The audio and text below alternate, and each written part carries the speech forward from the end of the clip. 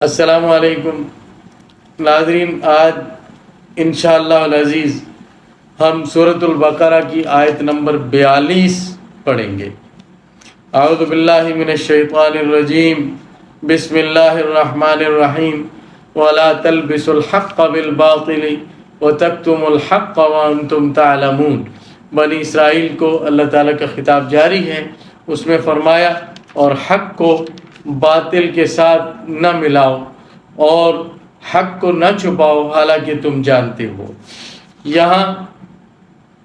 حق کو باطل کے ساتھ ملانے کے لیے لفظ استعمال ہوا ہے، لفظ یا تلبیس اسے کہتے ہیں کہ حق اور باطل کو، سچ اور جھوٹ کو اس طرح گڈمڈ کر دیا جائے اور ایسا ملا کر پیش کیا جائے کہ سننے والا مغالطے میں پڑ جائے۔ ایک آدمی صاف جھوٹ بولتا ہے، اس کا عمل تلبیس نہیں ہے، خطرناک عمل اس کا ہے جو حق بیان کرتا ہے لیکن ملاوٹ کے ساتھ، اس میں باطل کو اس طرح ملا دیتا ہے کہ ان کو جدا نہیں کیا جا سکتا۔ جس طرح دودھ میں پانی ملا دیا جائے تو بعد میں دونوں جدا نہیں ہو سکتے، اس طرح حق اور باطل کو اس طرح مکس کر دینا اور ملا دینا، اسے دجل بھی کہتے ہیں اور تلبیس بھی کہتے ہیں کہ یہ کام نہ کرو کہ سچ اور جھوٹ کو ملا دو اور حق نہ چھپاؤ حالانکہ تم جانتے ہو۔ یہ حق کو کیسے چھپاتے تھے کہ نبی کریم صلی اللہ علیہ وسلم کی صداقت کو جانتے تھے، آپ کی سچائی کو جانتے تھے، اپنی کتابوں کی روشنی میں پہچانتے تھے کہ یہ نبی برحق ہیں اور یہی ہیں وہ جن کی بشارت اور خوشخبری ہماری کتابوں میں ہے، وہ نبی آخر الزماں، سب سے بڑے نبی یہی ہیں۔ یہ سب جانتے تھے لیکن اس بات کو ظاہر نہیں کرتے تھے، اسے چھپاتے تھے۔ کتنا جانتے تھے؟ قرآن مجید میں دوسری جگہ ہے یعرفونہ کما یعرفون ابناءہم، کہ یہ نبی پاک صلی اللہ علیہ وسلم کو ایسا پہچانتے ہیں جیسا اپنے بیٹوں کو پہچانتے ہیں۔ جس طرح باپ اپنے بیٹے کو پہچاننے میں غلطی نہیں کرتا، اسی طرح یہ ٹھیک نبی کریم صلی اللہ علیہ وسلم کو پہچاننے میں کہ یہ اللہ کے برحق رسول ہیں غلطی نہیں کرتے تھے، لیکن اس حق کو چھپاتے تھے۔ اور چھپاتے ان کا اصل مرض تھا حب مال اور دوسرا حب جاہ۔ اس کا ذکر آگے آ بھی رہا ہے کہ ان دو مصیبتوں کی وجہ سے، ایک تو اللہ کی آیات کے معاوضہ لیا کرتے تھے جیسے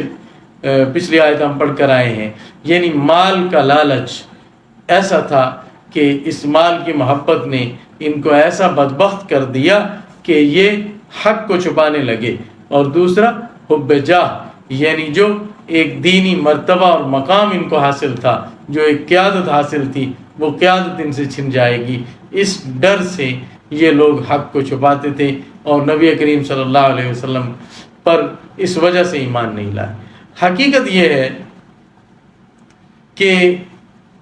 انسان کے دین کو برباد کرنے والی جتنی بھی چیزیں ہیں ان کی بنیاد یہ دو ہی چیزیں ہیں، ان کی بنیاد یا حب مال ہے یا حب جاہ ہے۔ انسان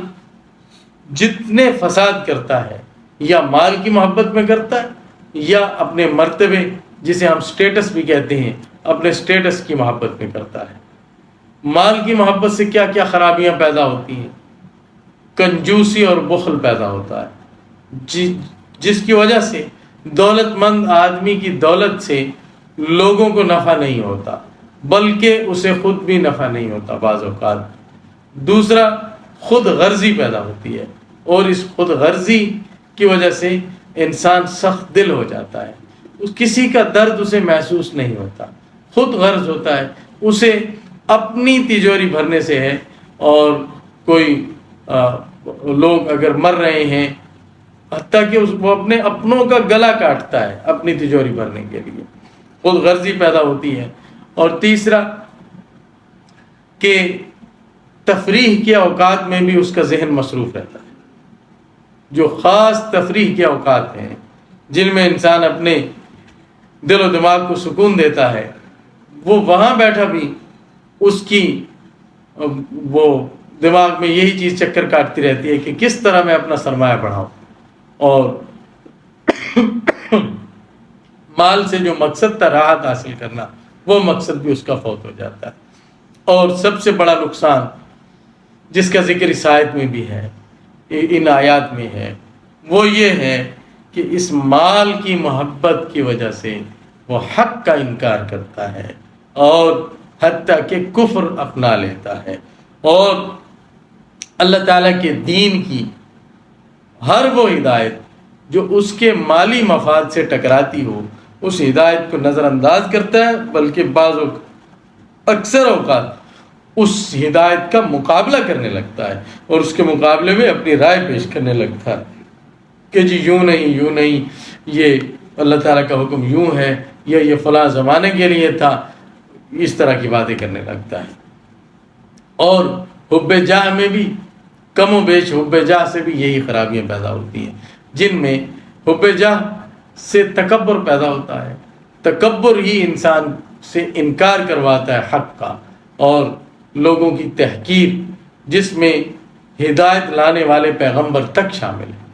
کہ ان سے بھی متکبرانہ پیش آتا ہے۔ ابو جہل کا مسئلہ یہی تھا کہ وہ حب جاہ کا مریض تھا، اور نبی کریم صلی اللہ علیہ وسلم کی پیروی اس وجہ سے نہ کر سکا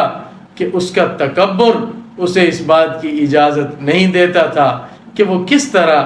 دوسرے قبیلے کے کسی فرد کو اپنا بڑا مان لے۔ بس یہ جو سرداری کا سریہ تھا اس کی گردن میں، اس نے اسے حق کے سامنے جھکنے سے روکے رکھا، اور اس کا انجام سب جانتے ہیں کہ کیا ہے۔ تو اللہ تعالیٰ اپنی پناہ میں رکھے، انسان کو اپنے ان دونوں امراض کا علاج کرنا چاہیے، حب جاہ کا اور حب مال کا۔ ان کا علاج کیا ہے، کیسے ہو، اس کے لیے ہم اگلی آیتیں پڑھیں گے۔ اگلی آیات میں اللہ تعالیٰ نے، یعنی 2 آیتیں چھوڑ کر اللہ تعالیٰ نے اس کا علاج بتایا، حب جاہ کا بھی اور حب مال کا بھی۔ تو انشاءاللہ ہم اللہ کی توفیق سے وہ آیات بھی پڑھیں گے۔ اللہ حافظ۔